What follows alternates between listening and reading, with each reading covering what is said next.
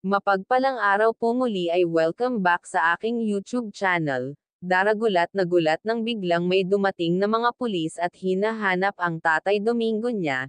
Yan po ang video na pag-uusapan natin ngayon. At bago po tayo magsimula ay gusto ko lamang i-shoutout ang ating minamahal na mga viewers at supporters. At muli ay welcome back sa akin YouTube channel. At sa mga sumusuporta sa aking mga video, maraming salamat po.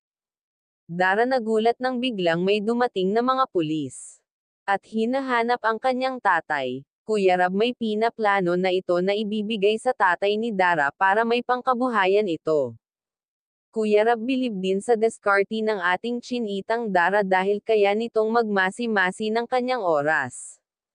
At dahil nasanay na si Dara na maging party ng Team Kalingap ay masaya ito at nai-enjoy niya ang mga ginagawa niya sa Team Kalingap. At maganda naman ang pakikitungo sa kanya dito, kaya si Dara ay masaya ngayon sa mga kasamahan niya sa Team Kalingap.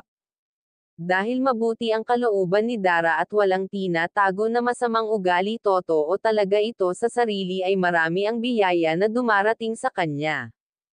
At mahal niya kung ano ang meron siya ngayon, kaya napakaswerte talaga nitong si Dara.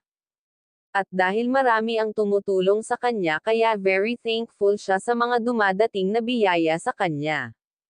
Kuya Rab, napahanga ni Dara sa ginawang pagtulong sa ama niya, matulungin talaga itong chinitang Dara natin. Kaya proud si Kuya Rab kay Dara dahil sa angkin nitong kabaitan.